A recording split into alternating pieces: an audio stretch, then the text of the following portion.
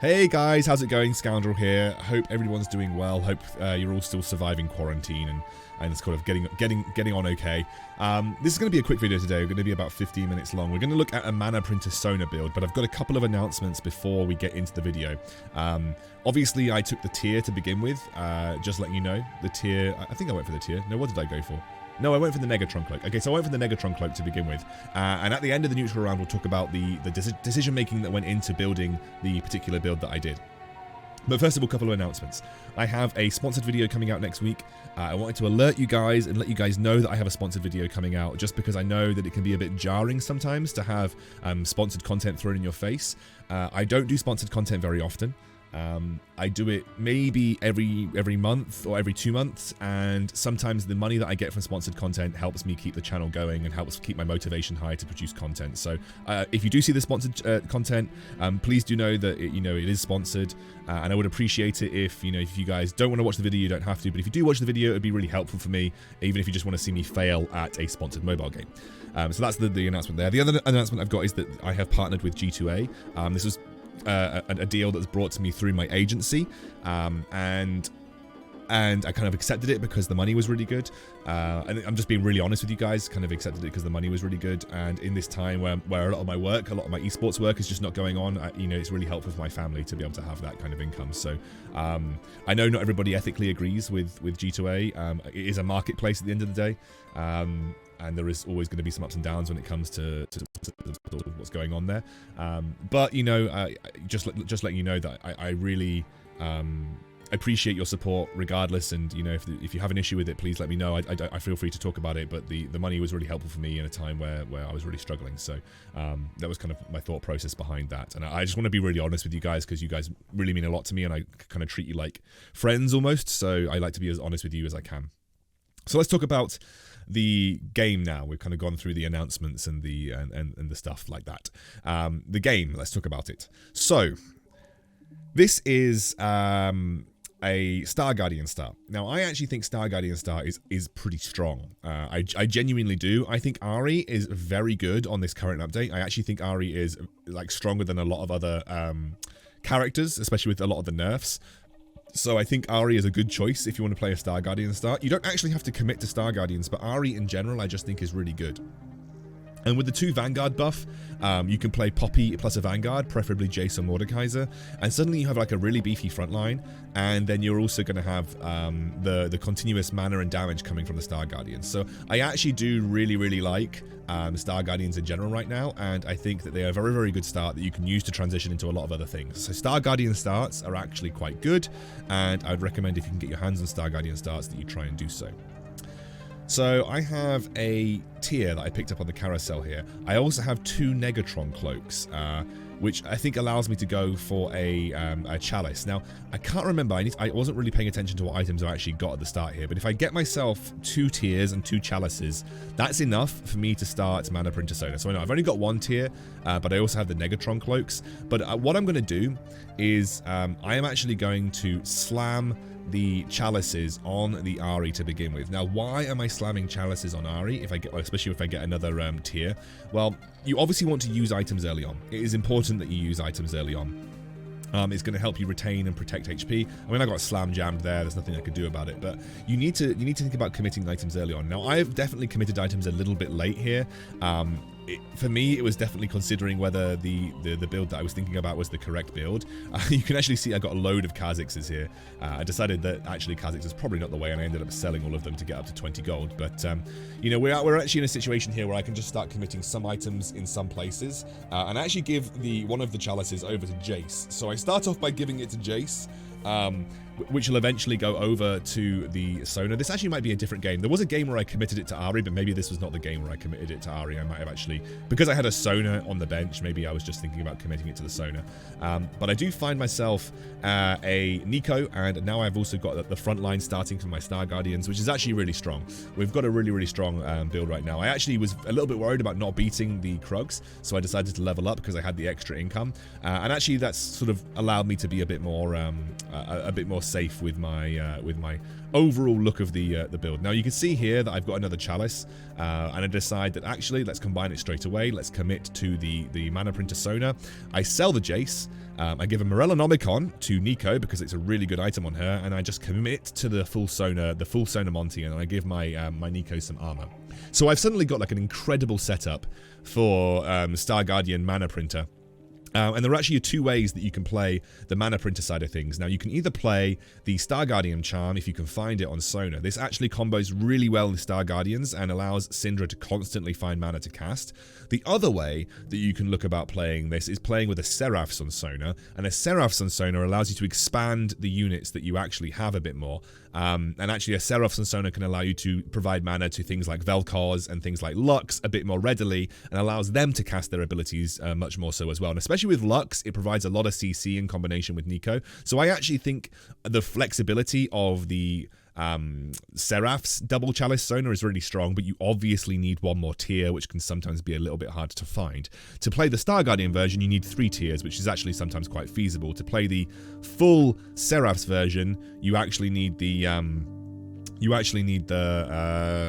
4th tier, which can sometimes be a little bit harder to find, and you have to be quite lucky. So that's why I'm kind of keeping that open right now. I actually, again, prefer the Seraph's version, but it is harder to achieve, as we've said. And you can actually see here, we're really starting to build a win streak now. And what I'm going to do with my gold, because we're playing a Star Guardian build, the best time to roll for Star Guardian is level 7, because it increases your chances of finding Syndra, it increases your chances of finding Nico, and also, importantly, Soraka, which is going to give you that final Star Guardian. Now, I was actually really lucky. And the reason I was lucky is because a lot of the carousels had tiers, and actually tier is a very unpopular item right now. Not many builds actually use tier. The only builds that do use tier is Star Guardians and Mana Printer realistically. Some people obviously use it in Mech for Kai'Sa, and some people sometimes use it in the Xayah Pikachu build or the Kale build, but in general, tier is one of the least sought after items because it does kind of pigeonhole you into some builds that you don't often want to be in. And I obviously got slam jammed here, but obviously it does mean that tiers are a bit more free on the carousel, so it means even if you're win streaking, you might be able to find the units that you want, and that's perfectly okay. Now I'm actually in a really good spot this game. I'm doing a little bit of rolling. I find the Soraka, which is fantastic, and I put her on over the Poppy right now. The reason I do that is because I don't actually have a Syndra yet, so I can't commit to having 6 Star Guardians, and even if I could, I have the Sona, so I'd need to get to level 7 to activate the full composition anyway. So because obviously Sona doesn't have a Star Guardian charm, so I can't actually bring this composition online fully at level 6. It has to be all online at level 7, which obviously I just cannot achieve right now. So we're going to aim for level 7. There's going to be a little bit less rolling going on, and we're just going to aim to put some experience in and try and get to level 7 as quickly as possible, because at level 7 I can pull out Lux, find Syndra, and add the 6 Star Guardians with the Sona, which is going to give me the power spike that I need to really start to take over the mid game. This is a build that's very strong in the mid game. We get another tier, and that essentially confirms to me the build that I'm going to do. I just say, okay, cool, let's slam a Seraphs on Sona, and obviously we're just going to give a Bramble Vest over to Nico to make her tankier. We've got a really good setup. Now, there are a couple of things that I want to let you know that's in this build. Syndra doesn't necessarily need many items because she's going to be casting so much anyway. Her natural ability damage is going to do the work for you. The best unit to have Morello on is, in my opinion, Nico, because she has such a wide area of effect, and then you want to give defensive items over to Nico as well. The more defensive items you have on Nico, the better your chances are of finding your chances are of finding, what am I even trying to say here? Of keeping your team alive, because she's going to essentially tank for so long. She's going to cast her ability so much that she essentially locks up the enemy front line for a very long time. So yes, that's what I was trying to say. Tanked items on Nico, good. that's the TLDR. One of the things that I will struggle with right now is single target damage, which is why you can see it took me a little while to clean up this Blaster Brawler player. Single target damage without Syndra is almost non-existent, so what we're really looking for is Syndra.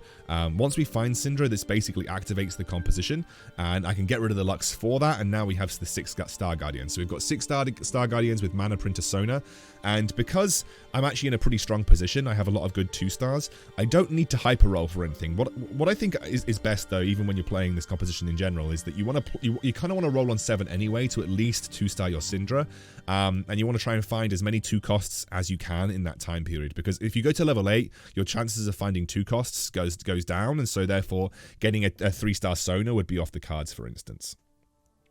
So there are a couple of things here that would be good for me.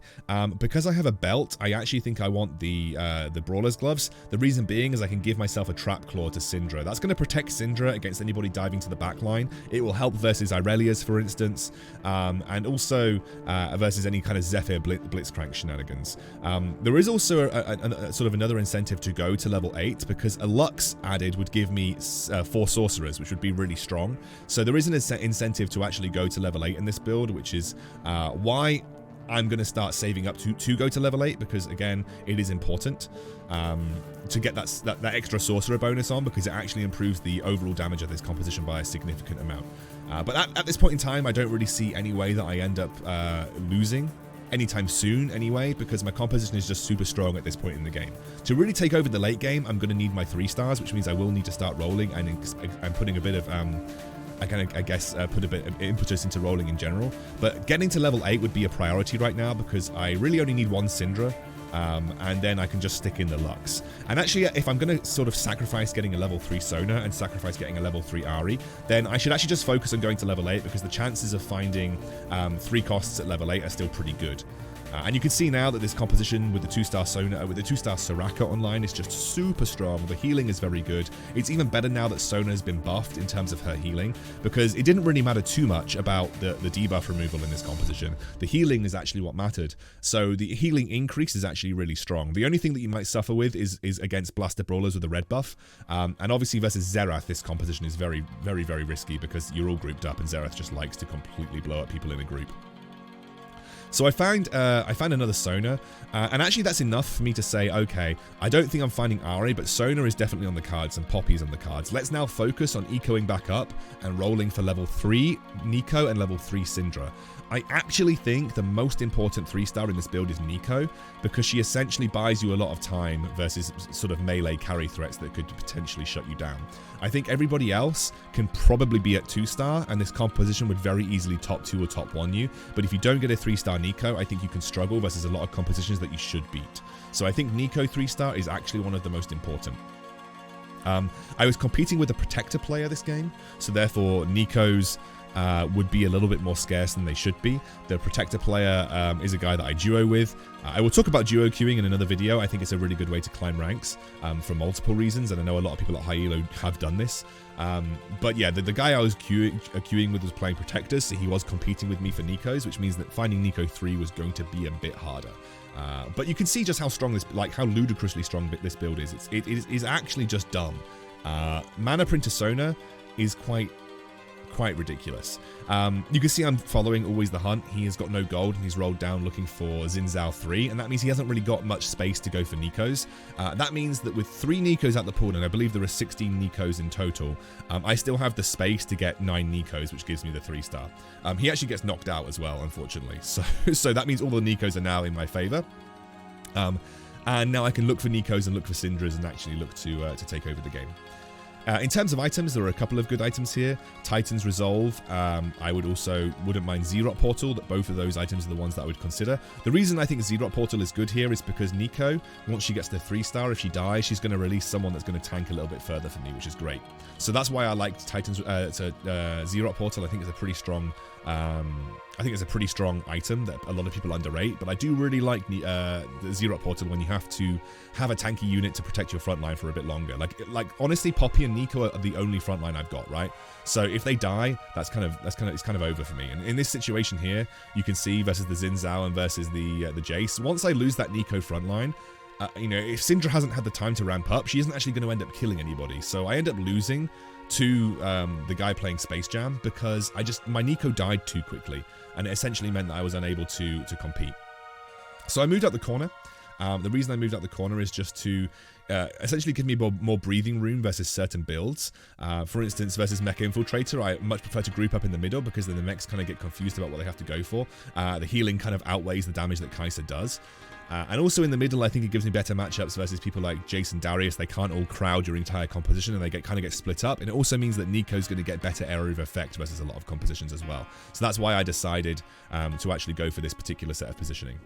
So you can see I'm pretty close to a Poppy 3 as well. Poppy 3 actually provides a really good tank. So going for Poppy 3 is really nice. And it also means I can stick Zephyr on here because I can maneuver my Poppy really easily with Zephyr. She's one of the few units that I think really make Zephyr work. Just because in this composition, why did I give it to Lux? Maybe because Lux is kind of movable, but you kind of want to keep Lux within that 2 hex boundary of Sona, whereas Poppy I think is a bit more flexible, you don't really need to. But irrespective, the Zephyr is actually really important in this matchup because there'll be certain units that you want to try and lock down, especially when I'm playing up against Mech Infiltrator, for instance, if I can lock up a good unit there, or if I'm playing against Space Jam, you know, if I can lock up the Darius, that actually gives me a lot of time to actually turn this around. Nearly get a 3-star Sona. 3-star Sona would be a massive boon, by the way.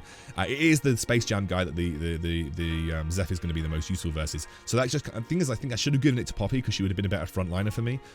Giving it to the Lux kind of takes her out of the range of the Sona, and actually the Lux constantly spamming CC is really important to me. So there was a couple of mistakes that I made here where taking Lux out of the range of Sona actually negatively impacted my composition.